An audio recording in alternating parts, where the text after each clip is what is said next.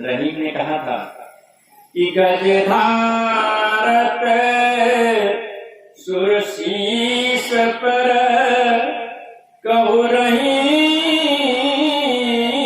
के ही काज, अजय रज ऋषि पत्नी करी सो ढूंढत गजराज। तो जो है प्राणी जो है पशु जोड़ी वाला हाथी इस चरण धूलि को ढूंढता है, तो हम तो मानव योनि में संज्ञान रूप में हैं। अगर हम अपने मन से हृदय से सद्गुरु के उस चरण धूलि को ढूंढते हुए इस मिर्जापुर में मेरा आगमन हुआ और मन वाणी क्रम वचन से उनके जो है वाणी को अपने जीवन में उतार लें, तो चरण धूलि तो मिली गई। उनका पावन जो है हमको जो ज्ञान है पावन वह भी हमें प्राप्त हुआ है, और उस पावन ज्ञान को पाके हमारा जीवन तो धन्य हो ही जाएगा।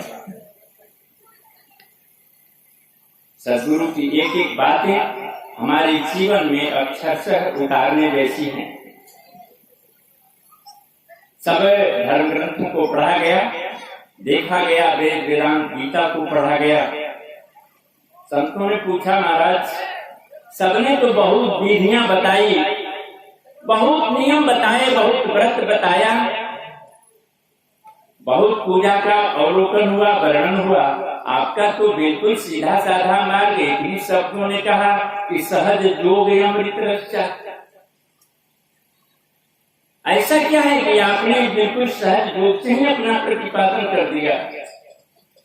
उन्होंने कहा कि सब संतों के द्वारा एक फल छटकते हुए मेरे हाथ में आया, और जब मेरे हाथ में आया तो मैंने उसका विधिवत निरीक्षण किया।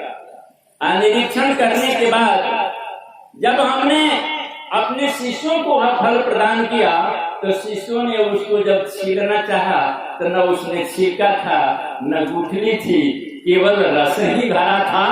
तो सब कुछ छांट करके सद्गुरु ने रस भरा फल हमें प्रदान किया है। जिस तरह से दूध से मक्खन नवनीत निकाल करके मंथन करके अग्नि पर तपा करके घी हमारे सामने आता है, तो कहा जाता है कि ये शुद्ध घी है। ठीक उसी तरह से दरिया साहब ने सारे आडम्बरों को छांट करके ज्ञान रूपी शुद्ध घी आपके सामने प्रस्तुत किया, और वो भी किसी को नहीं पचे तो हम क्या करेंगे। कोई भी चीज अगर शुद्ध घी आपके पास आया, शुद्ध ज्ञान आया, और ऊपर से आप कुछ भी उसमें मिश्रण करेंगे तो मिलेगा तो नहीं। इसलिए उसमें कुछ भी मिलाने की जरूरत नहीं है। उनके सीधे साधे ज्ञान को अपने जीवन में जब हम उतारते हैं, उस मार्ग पर चलते हैं, तो कुछ भी करने की जरूरत नहीं। वो तो एक कदम आगे चलेंगे तो जो है 10 कदम आगे आगे आपको प्रकाश मिलता जाएगा, और आप उस चरम शिखर पर पहुंच जाएंगे जिसके लिए आप ये मनुष्य का तन धारण करके आए। लेकिन कहीं कहीं हमें कुछ बीमारी लग जाती है। सब कुछ मिला, ज्ञान भी मिला, पात्र भी मिल गया, सब कुछ मिला, सीधा साधा मार्ग भी मिला, हम उस पर चलने के लिए तैयार भी हो गए। दरिया साहब का जमाना था, सभी शिष्य साथ में चल रहे थे। एक युवक शिष्य को ग्रहण करने के लिए साहब के पास आता है, कहता है कि मैं तो कई संप्रदायों से गुजर के आया, लेकिन सुना कि आपके यहाँ बड़ा सीधा सरल है, तो आप हमें सीधा सरल ज्ञान भी दे दीजिए। सद्गुरु कुछ नहीं बोले, फिर दोबारा प्रश्न किया तो भी नहीं बोले, दोबारा प्रश्न किया तो भी नहीं बोले। चौथा बार जब पूछा तो कहे कि चलो अब आ ही गए हो तो एक काम करना, सिर्फ मैं जो कर रहा हूं वह देखना, बोलना मत। इसलिए तुम बहुत जगह घूम के आए हो, सिर्फ बोलना मत, एक ही काम करना है, बाकी काम तो करो, कोई हर्ज नहीं है। कहा कि ये तो बड़ा सीधा साधा काम है, सिर्फ बोलना ही तो नहीं। अब आगे पीछे घूमता रहा। 2-3 दिन बीत गए। एक रोज घटना घटी, साहब ने एक बाल्टी उठाई और कुएं पर चले गए। कुएं में डाला बाल्टी, कई बार उसको झकझोरे हिलाए, खींचा, 2 बार डाले, 3 बार डाले, चौथी बार रोज डाले तो उसी से कहा कि अब ब्रह्म ज्ञान जाए भाड़ में, उसको बोलना ही पड़ेगा।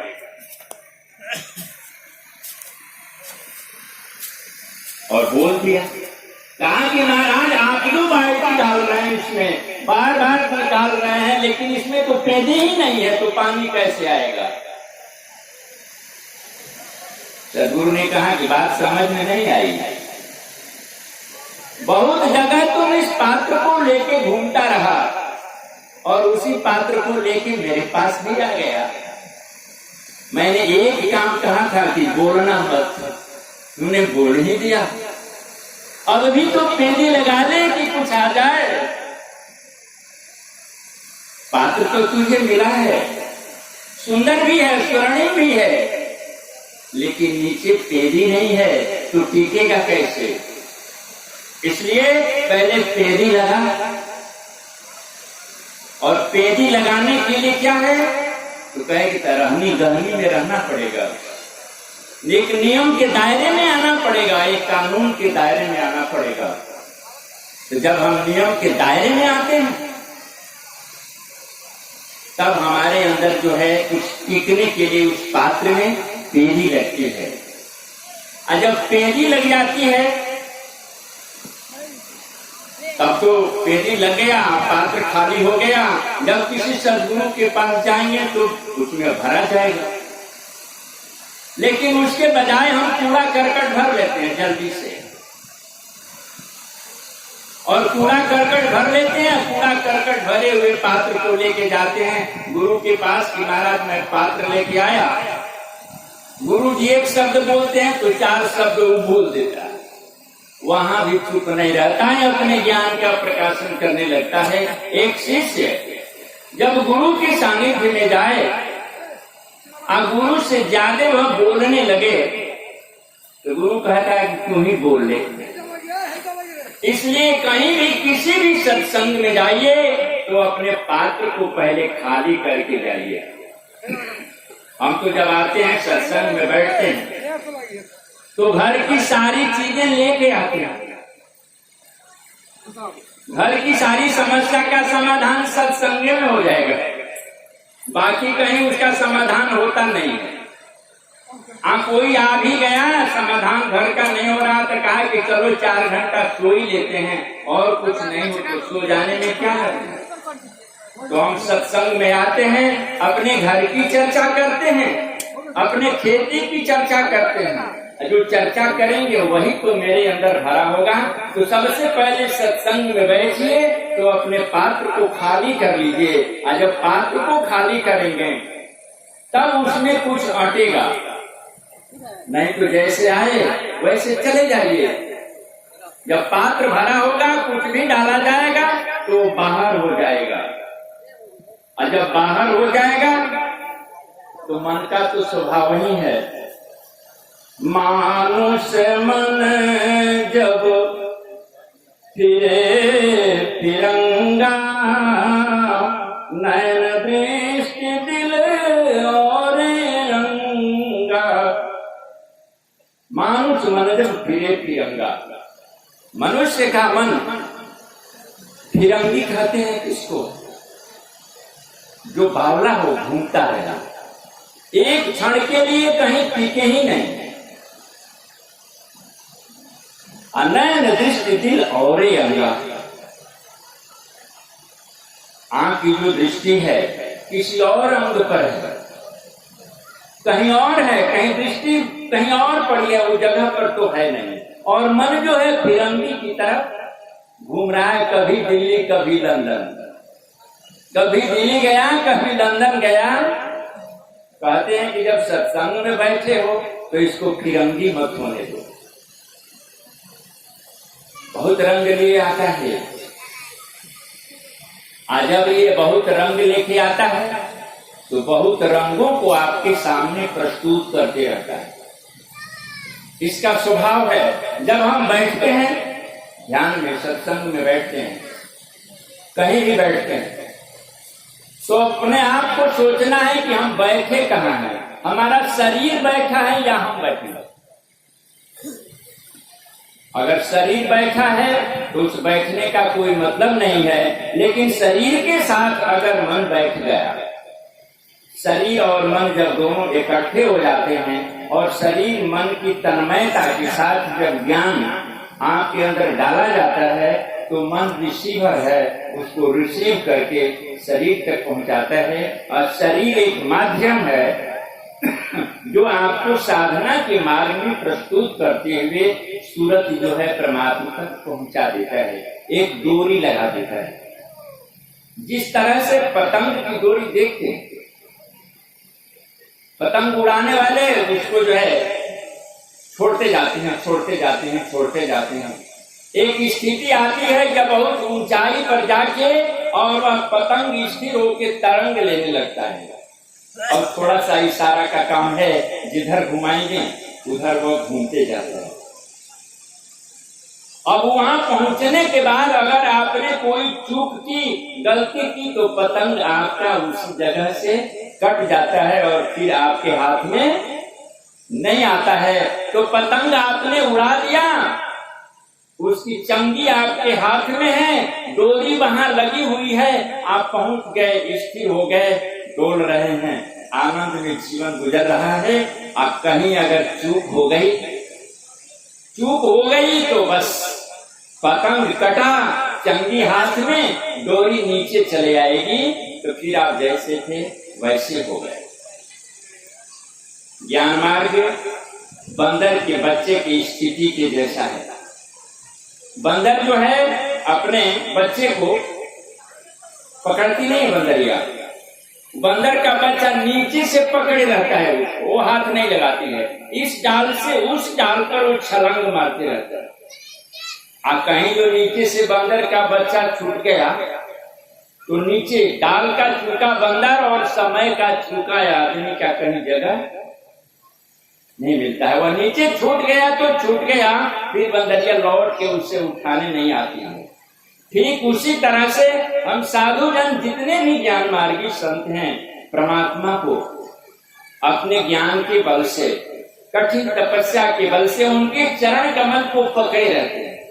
अब कहीं चरण कमल को पकड़ने में कोई और कमल आ गया कीचड़ वाला, हाथ फिसला, छूट गया। छूट गया तो हम जैसे थे वैसे हो गए। अब भक्ति मार्ग बिल्ली के बच्चे जैसा है। बिल्ली के बच्चे को आंख नहीं है, वह पूर्ण रूपेण समर्पित है। जिस दांत से बिल्ली चूहे को चबा जाती है, उसी दांत से अपने बच्चे को लेके इस घर से उस घर, उस घर से उस घर दौड़ते फिरती है। लेकिन उस बच्चे को पता है कि मेरी माँ जहाँ ले जाएगी मुझे सुरक्षित जगह पर ही ले जाएगी। इसलिए भक्ति मार्ग में जो है बिल्कुल अब है तुम्हारी बारी, उबार हुई मुरारी, पूर्ण समर्पण है भक्ति भाव में। अब भक्ति से समर्पण हो जाए, अज्ञान से चरण कमल को पकड़ने, तो भक्ति और ज्ञान जब दोनों पुष्ट हो जाता है, दोनों की एक संगति हो जाती है। ज्ञान और भक्ति की जब दोनों संगति होती है, तब सद्गुरु कहते हैं कि जब ज्ञान और भक्ति दोनों एक साथ हो जाए तो यही तो मूल है, यही तो जड़ है। तो कहते हैं कि भक्ति का हेतु क्या है, उद्देश्य क्या है, इसका मूल क्या है। तो भक्ति हेतु है ज्ञान के मूला, विकसित कमला सहस दल फूला, बासर भय बिलग बिहराई, फिर बास उलट लपटाई। तो ज्ञान और भक्ति का समन्वय हो गया, तब हुआ क्या कि भक्ति हेतु है। भक्ति का हेतु जो उद्देश्य क्या है, ज्ञान के मूल तक पहुंचना है। और जब ज्ञान के मूल तक पहुंच जाएंगे तो सहस दल फूला, तो सहस्रदल कमल आपके अंदर से प्रस्फुटित होता है। और जब प्रस्फुटित होता है तो बासर भय बिलगी बेहराही। भौरा जो है शाम को जब कमल में बैठ जाता है ना, तो अंधेरा होते ही कमल उसको बंद कर देता है और उसी में वो बंद हो जाता है। और तो भी जो है इतनी कोमल पंखुड़ियों को नहीं काटता है, उसी में पड़ा रहता है। और जब वही प्रातः होता है तो वह कमल फिर खिलता है। बासर भय बिलगी बिहराही, फिर बास उलट लपटाही। ठीक जी उसी तरह से भक्ति और ज्ञान की संपुष्टि के बाद अगर चरण कमल में प्रवेश कर गया और कहीं कष्ट हो गया, जिस तरह से भावना बंद हो गया उसमें, कहीं अगर हमें भी कुछ जीवन में कष्ट आ जाए तो हमको फाड़ के नहीं निकलना है, बिल्कुल स्थिर भाव से रह जाना है। और जब स्थिर भाव से आप रह जाएंगे तो फिर सवेरा होगा, और सवेरा होगा कमल खिलेगा और फिर वही सुगंध, वही सुरभि, वही परागकण उसमें से निकलेंगे और फिर उस मधुर सुगंध में हमारा ये जीवन आनंदमय हो जाएगा। लेकिन अब तो जीवन आनंदमय हो गया, हमने कष्ट भी सह लिया, सुरभि मकरंद का आनंद भी हम लेने लगे। लेकिन अब तो सावधान हो जाने की जरूरत है। अगर आपको धन मिल जाए तो संभाल के रखा जाता है। तो सद्गुरु के द्वारा आपको नील मणि प्राप्त हुआ और उस नील मणि को आपने संभाल के रखा और उसका आनंद जीवन में लेने लगे। लेकिन अब थोड़ा सावधानी बरतनी है कि फसल जितनी ही अच्छी होती है उतने ही कीड़े आते हैं। सुंदर पुष्प होगा तो तोड़ने वाले पहले उसी को तोड़ते हैं, छोटे वाले को कोई नहीं तोड़ता है। तो जब उस तरह के लोग तोड़ने के लिए आ जाएं, बाहर से कुछ झंझावात आपके आए, काम आ जाए, कभी क्रोध आए, कभी मोह आए, कभी अहंकार, ये सब बाहर से आते हैं आपके जीवन रूपी पुष्प को तोड़ लेने के लिए। एक ही झटके में वह आपके जीवन रूपी पुष्प को तोड़ लेते हैं। तो सावधान हो जाइए। कैसे? पानी मानी गनी जीन धर तारी, चरत चरा दिव्य दे तीन तारी, फिर नहीं का पलक विश्वासा लेना उठाया अर्थ मुख ग्रासा। जिस तरह से फणींद्र कहते हैं सबको, वह अपने मणि को निगल देता है और उसके प्रकाश में छोटे छोटे कीड़े मकोड़े को खाते रहता है। लेकिन जब ही आहट लगती है, दौड़ के भले ही उसके मुख में ग्रास है, उस मणि को उठा लेता है। लिंग उठाया अर्थ मुख ग्रासा। ठीक उसी तरह से हम संत जनों को, भक्त जनों को वैसे ही सावधान रहना है। कहीं से बाहर से जब आता है तो हमको जो है झट से अपने मणि को संभाल लेना है, अपने जीवन को संभाल लेना है। यहाँ तो पग पग पर कोई ऐसा पग नहीं जहाँ आप एक कदम रखते हैं तो आपको कुछ झंझावात नहीं मिल जाएंगे। कहीं कांटे मिलते हैं, कहीं कंकड़ मिलते हैं, कहीं रेतीली भूमि मिलती है जहाँ से पैर जलने लगते हैं। ये जलन तो होगी, लेकिन इस सारे जलन को सहते हुए जो इस मार्ग पर चलने लगता है तो उसका अवश्य ही सद्गुरु का जो संदेश है कि आप जीवन मुक्त हो जाते हैं, तो यह पक्की बात है कि जीवन मुक्त तो आप हो ही जाएंगे, बशर्ते कि उस जीवन मुक्ति पर की चरम सीमा पर जाने के लिए बीच में हम कहीं नहीं रुके। एक जगह एक राजा के दरबार में एक कवि गया, राजा को बहुत अच्छी कविता सुनाई, राजा प्रसन्न हुआ, कहा कि चलो इस कवि के लिए खजाना खोल दो और शर्त थी जितना ले जाना चाहे बोरी में भर के ले जाए, हीरा चांदी जवाहरात जो भी हो। आदेश हुआ, कवि तो खुशी से नाचने लगा, कहा कि वाह, मैंने क्या कविता सुनाई कि इतना खजाना मुझे मिला। दौड़े दौड़े बाजार से गया और एक जूट की बोरी खरीद के लाया। खजाना तो पूरा था। आगे गया तो चांदी के बहुत सिक्के रखे हुए थे, बोरी में जल्दी जल्दी भरा। जब वो उठाने चला तो नहीं उठा। शर्त था कि उतना ही उठाना है जितना तुम लेके चल सको, दूसरा हाथ नहीं लगाएगा। तो आपका अपना जीवन है, आप उतना ही बोझ अपने जीवन में उठाइए जितना आप कंधे पर लेके चल सकें। ज्यादा बोझ उठाइएगा तो फिर जहाँ आप भरेंगे वह वस्तु वही रह जाएगी। सोचा कि चलो इससे कीमती तो सोना है, चांदी को पलटा, सोना भरा। उठाने चला तो इतना भर लिया कि वो भी नहीं उठा, तो सोना पलट दिया। कहा कि चलो हीरा तो बहुत कीमती है, थोड़ा ही भर लेंगे तो ज्यादा कीमत का हो जाएगा, तो हीरा भर लिया। लेकिन जब भरता तो ये भूल जाता कि कितना भरना है। ज्यादा भरा और उठाया तो वो भी नहीं उठा। तब तक चौकीदार कहा कि रुक जा, कवि जी अब समय हो गया आपका, अब आप जो है आपका टाइम खत्म हो गया, 2 घंटे का, आप कुछ नहीं ले जा सकते। तो कवि दरवाजे पर बैठ के रोने लगा। कहा कि इतना अच्छा मौका मिला, 2 घंटे का समय भी मिला, बोरी भी लाया, खजाना भी खुला, भरा भी, ले न गयो भरी मुठा, एक मुट्ठी भी मैं ले जाने के लिए नहीं सक्षम हो सका। तो कहा कि चलो कवि, लेकिन जो दरबान था कहा कि चलो कवि जी, और कुछ नहीं किया तो एक काम तो आपने किया नहीं।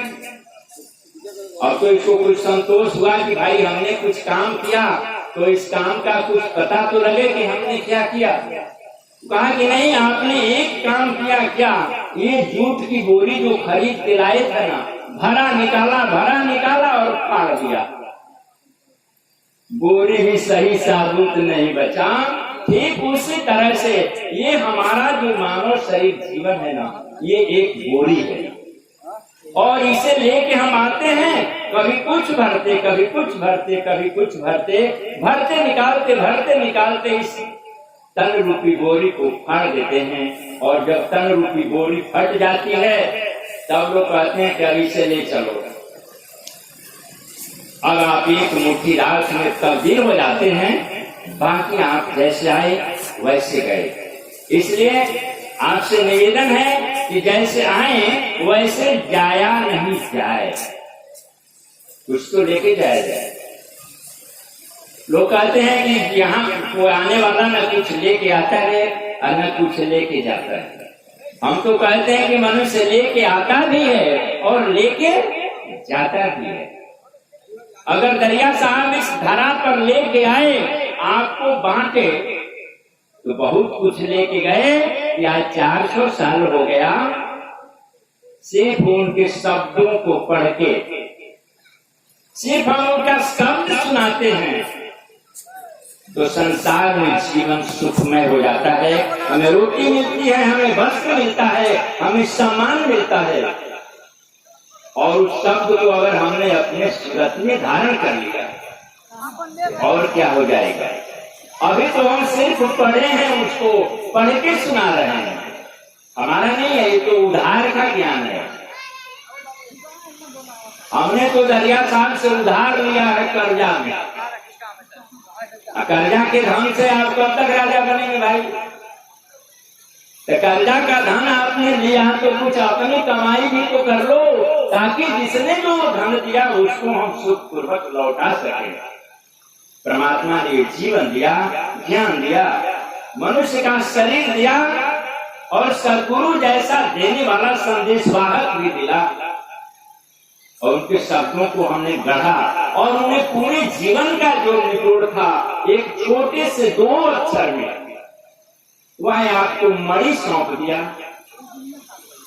मंत्र परमा लघु जासु बस, मंत्र परम लघु जासु बस, विधि हरिहर सुर सर्व महामत गजराज कहाँ बस कर अंकुश खर। मंत्र परमल भुजास बस। एक छोटे से मंत्र में सभी बस में हो जाते हैं। विधि मन ब्रह्मा, हरिहर मन शंकर, सुर सर्व सभी देवतागण जितने हैं एक छोटे से मंत्र में समाहित हो जाते हैं। इस तरह से तो महामत, मत वाला हाथी के लिए एक छोटा सा गजबांक जो होता है लोहे का अंकुश, उसके बस में जो है हाथी इतना बड़ा हो जाता है। ठीक उसी तरह से एक छोटे से मंत्र में सारे देवता उसके वशीभूत हो जाते हैं। और उसमें से भी जो है हमें जो मिला वह तो मणि मिली, और उस मणि के प्रकाश को हम झेल नहीं पाए, तो कम से कम सदगुरु ने हमें जो मणि दिया, हमें जो ज्ञान दिया, वह छोटा सा मंत्र दिया, उसमें क्या नहीं समाया है। एक बार जब हम लगातार उस मंत्र को प्रतिध्वनित करते हैं, लगातार उसको अगर सांसों के साथ जोड़ते हैं, तो एक स्वरूप खड़ा हो जाता है। और एक स्वरूप खड़ा हो जाता है तो वह स्वरूप आपको साक्षात्कार की तरफ लेके चला जाता है, सिर्फ अंतर्ध्वनि करने से। लेकिन हमें फुर्सत नहीं। 1 घंटा बैठे कमर दुख गया, और 3 घंटा बैठ के मोबाइल देखते हैं तो कहाँ कमर दुखता है? नहीं दुखता है। लेकिन 1 घंटा बैठ के तो कमर दुखता है। इतने 1 घंटा में पूरा संसार से युद्ध हो गया। तो बैठे हैं, पद्मासन भी लगाए, ध्यान भी लगाए, और मन जो है बिल्डिंग बना रहा है, किसी दुश्मन का हिसाब किताब कर रहा है, पूरा लेखा जोखा 1-1 घंटे में वो कर लेता है। क्यों? कि वह आपको उस मार्ग पर जाने नहीं देता है। कहता है कि ये वहां जाएगा। धारा पे चल रहे थे, एक छोटे से मंत्र के अंदर वह सारा समाया हुआ है। लेकिन इसमें कई तरह से झंझावात आते हैं बाहर से। हम बैठे हैं ध्यान में, ध्यान मग्न है, तमाम तरह की चीजें मेरे अंदर आके भरती हैं। अब बताइए 1 घंटा हम बैठे रहे और मन को हम खींचते रहे कि तुम यहाँ आओ, मन कहा कि नहीं यहाँ नहीं जाएंगे, हम कहीं और जाएंगे, तो भजन हो रहा है कि युद्ध हो रहा है? जब तक दोनों एक नहीं होते हैं तो युद्ध ही होता है, भजन नहीं होता है। और जब एक हो जाएगा तो मन जो है कहता है कि भाई जब एक हो जाएगा तब तो हमको इसको दूसरे रास्ते पर ले जाना पड़ेगा। तो सदगुरु कहते हैं कि और कुछ मत करो, थोड़ा इसकी पहचान कर लो कि इसका तरंग क्या है, इसका चाल क्या है, ये जा कहाँ रहा है। तो मन चीनु मन चीनु मन चीनु जोगी, मन चीनला वेणु बहो तब योगी। मन चीनु जोगी, इसकी पहचान करो। अगर इसकी पहचान नहीं होती है तो बड़ा ये विरह में डाल देता है, वियोग में डाल देता है। इसलिए सबसे जरूरी है इसकी पहचान। और जब मन की पहचान हो जाती है तब तो पूछना ही नहीं है। मन ही मिलावत राम से, अमन ही करत फजी। यह मन ही जो है राम से मिला देता है, और मन ही जो चौराहे पर बेइज्जती भी करवा देता है। अरे परमात्मा ने आपको शरीर दिया, थोड़ा इसको समझें, इस मानव रूपी शरीर को समझें। इस शरीर को जब समझेंगे तो इसमें शरीर में रहने वाला मन की पहचान करें। और मन की जब पहचान, जब दोनों का पहचान हो जाएगा, शरीर स्वस्थ होगा, शरीर रूढ़ नहीं होगा। शरीर को जो दिया जाना चाहिए वही दिया जाए, अन्य चीजें इसमें नहीं डाली जाएं, तब तो ये अपना सही सलामत काम करेगा। मानिए कि इस गाड़ी को पेट्रोल से चलना है और उस गाड़ी में कोई डीजल डाल दे, तो अगले चौराहे पर जाके ये बंद हो जाएगा, ठीक उसी तरह से ये मानव शरीर बना है, इसमें शाकाहार रूपी डीजल डालने के लिए। लेकिन हम इसमें क्या करते हैं, मांसाहार रूपी तेजाब डालते हैं और ये अपना शरीर काम करना बंद करता है और तब यह दूसरी दिशा में मुड़ जाता है। तब ये हमें पथ प्रदर्शक नहीं बनता, ये पथ भ्रष्ट बन जाता है। जिस मार्ग पर इसको ले जाना चाहिए वहां नहीं ले जाके कहीं और ले जाता है। आपके घर में एक चूहा मर जाए तो पूरा रात आप परेशान है कि किस कोने में पड़ा है, इसको निकाल के फेंको, नींद नहीं आती है। आज इतने बड़े मकान में आप सड़ा हुआ मांस का टुकड़ा डाल देते हैं तो इसमें बैठा वाला क्या करेगा, अब तो भागेगा इसमें से। और उसके साथ मांस के साथ अगर उसका जो है तरल पदार्थ आ गया तब तो कहेगा कि अरे भाई मैं आ ही गया, आज मैं आ जाता हूँ तो तेरा स्थान ये मखमल का गद्दा नहीं है, इसके लिए तो नाली बनी है वहां ले चलो। और ले जाकर के उस नाली में डाल देता है, कहता आप पड़े रहो पूरी रात सुगंध लेते रहो, इसलिए कि जो सुगंध तेरे अंदर से निकल रही है वही सुगंध तो इस नाली से निकल रही है, इसलिए दोनों को एक जगह करके उसमें डाल देता है। तब उसके निरीक्षण करने के लिए कुछ जीवों को भेजता है, जो उस नाली के प्रिय जीव हैं तो सूंघते हुए चले आते हैं। कुत्ता लोग आते हैं तो कहते हैं वो मेरा भाई तो बेहोश पड़ा है, इसका कम से कम दांत लगा है तो दांत फोड़ दें। वो अपना जल थोड़ा छिड़क देता है कि इसका दांत तो टूट जाए, इसलिए कम से कम वैसे जगह पर आप नहीं जाएं कि उस महाराज को आके आपको दांत फोड़ना पड़े। उस जल से तो सुंदर आहार हो जाए, सुंदर व्यवहार हो जाए। तब कहते हैं सदगुरु की जब ये सब चीजें निर्मल हो जाती हैं तब तो मैं खड़ा हूँ भाई भी जाऊंगा कैसे।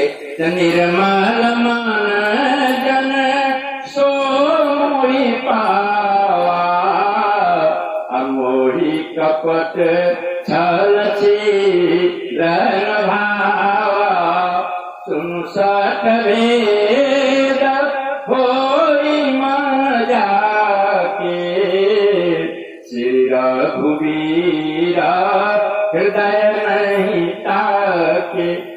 गोस्वामी जी कहते हैं कि निर्मल मन जन सो मोहि पावा, मोहि कपट छल छिद्र न भावा। मन निर्मल हो जाए वह मुझे बड़ा प्रिय है, मुझे छल कपट पसंद नहीं है। असुन सठ भेद, जो भेद दृष्टि रखता है उसको मैं प्राप्त नहीं होता हूँ। तो पहले भेद दृष्टि को खत्म कर लीजिए, मन निर्मल हो जाए। तब वो संतों ने कहा कि दरिया साहब गोस्वामी जी तो ये कह गए, कुछ आप भी उपाय बता दीजिए। तो दरिया साहब ने कहा कि बड़ा सीधा उपाय है, थोड़ा सा एक काम करो क्या, तो मुरुचा मुकुर सिकिल करुणी के, अतज छल कपट साफ परुहिए की। मूर्छा मुकुर सिकिल करने की, सिकिल करना कहते हैं साफ करने वाले को, गुरु को, सदगुरु को। जो आपके अंदर बैठा हुआ मैल है उसको अच्छी तरह से साफ कर लो, और नहीं साफ होता है तो करवा लो। तो जाओगे साफ करवाने के लिए तब तो थोड़ा कष्ट होगा ना। हो सकता है कि ज्यादा जंग लगा हो तो पहले खट्टा वाला तेजाब डाला जाता था, मीठा वाला डाला जाएगा। तो तेजाबी होगी तो थोड़ी छटपटाहट होगी, थोड़ा कष्ट होगा, लेकिन जो नहीं वो तेजाबी हो जाएंगे आप तो सुंदर हो जाएंगे। तब छल कपट से जब रहित आप हो जाते हैं तब आपके अंदर जो है एक दरिया साहब की बात तब समझ में आती है। दरिया साहब की बात वैसी समझ में आती है कि जिसको बड़े बड़े लोग नहीं पाए, ब्रह्मा विष्णु महेश नहीं पाए। कहते हैं कि जो करे पारक लवलाय नाम बिलगावई, यह ब्रह्मा विष्णु महेश अंत नहीं पावई। धरि धरि ध्यान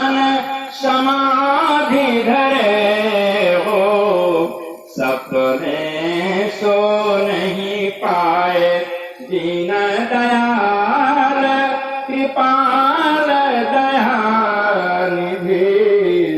लियो हैं हंस गुलाल, दया बहु कीन्हू जी। अब तो उन्होंने कौवा से आपको हंस बना दिया।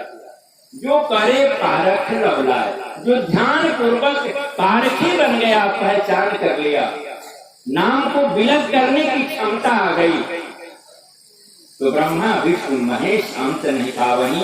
धरि धरि ध्यान समाज धरे हो, सपने सो नहीं पाए। जिसको सपने में भी तमाम ध्यान करने के बाद नहीं मिला, वैसा सीधा साधा मार्ग सद्गुरु ने आपको दे दिया। आपको इतना मिल गया माल, तो हम क्या करेंगे भाई? अब तो बर्दाश्त नहीं हो रहा। कहाँ रखें, यहाँ रखें कि वहां रखें, कहाँ जाऊं? इसलिए जब तक आप अपने वो नाम रूपी धन को छुपा के नहीं रखे हैं, तो बहुत से चोर लगे हैं।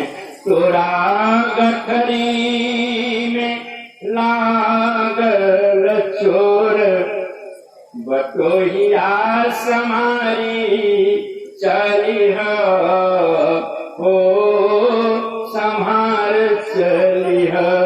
चोरा गठरी में लागल चोर, बटोहिया संहार चलिह। बालपन बीतल, कुमारपन बीतल, आयल बुढ़ापा संहार चलिह। तोहरा गठरी में लागल चोर, बटोही आसमारी चलिह हो, संहार चलिह। तो सतगुरु कहते हैं भाई तुम्हारे गठरी में चोर लग गया, इसलिए इसको संभाल के चलना है, एक एक पग पर उसको संभालना है। उस नाम मंत्र को, अपने सदगुरु के आदेश को, दरिया साहब के नियम के अंतर्गत चलने की कला जब जाती है, उनके अनुशासन में, उनकी रहनी बहनी में जब हम चलते हैं, तब तो हम बिल्कुल ही मस्त मौला हैं। फक्का फकर फकीरा सोई, ऐसो अदल चलावे। अब क्या रहा? फक्का फकर फकीरा सोई। अब तो सारी गठरी लाल है, जिधर देखो सब हीरे हीरे ही लटक रहे हैं। चलो ना, मस्ती में क्या जीवन है, क्या आनंद पूर्वक जीवन है। और इस पूरे समाज से गृहस्थगण के लिए भी दो सीख है। पहली तो सीख ये है कि आप लोग आपस में प्रेम से रहें। साधुजन 10 परिवार से आते हैं, 10 जाति से आते हैं। कोई गोरा है, कोई काला है, कोई नाटा है, कोई मोटा है, कोई लंगड़ा है, कोई अंधा है, सब है। और सब लोग एक ही पंक्ति में बैठ के खाते हैं, एक ही साथ सो लेते हैं, और एक ही मंत्र साहेब सतनाम कहते हुए अपने जीवन को पार कर लेते हैं। तो अगर यही प्रेम आपके घर में भी व्याप्त हो जाए, तो स्वर्ग और नरक कहीं दूसरी जगह नहीं है। जितना देर आप अपने परिवार में प्रेम पूर्वक, आनंद पूर्वक, चाहे मठ हो, चाहे घर हो, चाहे आश्रम हो, 5 लोग जितने देर आनंद पूर्वक रहते हैं, हंसते खेलते हुए रहते हैं, तो स्वर्ग में बैठे हैं। और जितने देर आप कलह में, दुर्गुण में, अवसाद में, झगड़े में व्यतीत करते हैं, समझ लीजिए आप नरक में बैठे हैं। स्वर्ग और नरक और कहीं नहीं है। स्वर्गीय आनंद लेना है तो प्रेम पूर्वक जो है अपने परिवार में रहने की कला सीख लीजिए। प्रेम करो सबसे, शुरू करो घर से। सत्संग में आते हैं, बड़ी सेवा भक्ति होती है, और घर में सास जी को दुखाइत लगती है, तो कम से कम इससे बचिए। जितना प्रेम आप बाहर करते हैं, उतना ही प्रेम अगर घर में हो जाता है, तो आपका ये सांसारिक जीवन सुंदर होता है। और जब सांसारिक जीवन सुंदर होता है, तो उसी सांसारिक जीवन से निकल के आध्यात्मिक जीवन की किरण फूटती है, और तब वह पूरा प्रकाश संसार सागर में फैलता है, और आप एक एक जनमानस को जगाने का काम करते हैं। और कोई एक व्यक्ति अगर दूसरे व्यक्ति को जगा दिया, सन्मार्ग पर लगा दिया, तो समझ लीजिए कि कितने पुण्य का भागी बन जाता है वो व्यक्ति। एक जगह एक लड़का पूछा कि महाराज आप लोग जो है, आप साधु लोग हैं, आप लोगों के साथ में हम लोग चले आएंगे तो फायदा क्या होगा? और जगह जाते हैं, नौकरी चाकरी करते हैं तो दान मिलता है, आप लोग तो केवल कथा प्रवचन करते हैं, दान दक्षिणा हम ही देते हैं, हमको क्या फायदा मिलता है? आपके साथ में आने से, आपका ज्ञान लेने से हमें क्या आर्थिक लाभ क्या हो जाएगा? क्या नफा नुकसान होगा? हमको तो बताइए। तो मैंने पूछा कि भाई आपके घर में कितने लोग हैं? तो कहा कि मेरे परिवार में 20 लोग हैं। कहा कि भाई तू मांसाहारी हो कि शाकाहारी? कहा कि नहीं, हम तो सब लोग मांस खाते हैं। कहा भाई मांस खाते हो तो महीने में कितना खर्चा हो जाता है? कहा कि 10 किलो तो बन ही जाता है। तो 10 किलो बन जाता है तो भाई 10,000 रुपया तो वैसे चला गया। हम कहे कि केवल मांस ही चलता है कि और कुछ भी चलता है? कहे कि नहीं, कभी कभी बबरी बंटी भी आ जाता है। तो हम कहे कि जब दोनों एक साथ मिल जाते हैं तो बजट तो 20,000 का हो गया। सिर्फ आपने संतों का संगति कर लिया, मांसाहार छोड़ दिया, शराब छोड़ दिया, तो 20,000 रुपए की आमदनी तो पर मंथ तेरे घर में हो गई।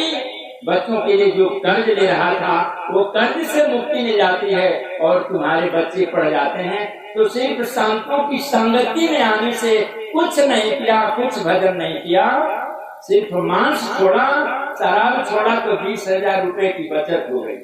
और दूसरा, परिवार में पति पत्नी जो 36 में रहते थे, पति दारू पी के आया है तो पत्नी उस कमरे में, पति उस कमरे में, और कहीं संजोग बैठा तो जो है डंडा डुंडी चला, उसका हिसाब अलग से है।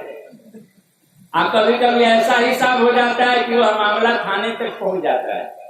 तो इससे तो मुक्ति मिल जाती है। तो सिर्फ संतों की संगति में आने से इतना लाभ आपको हो जाता है।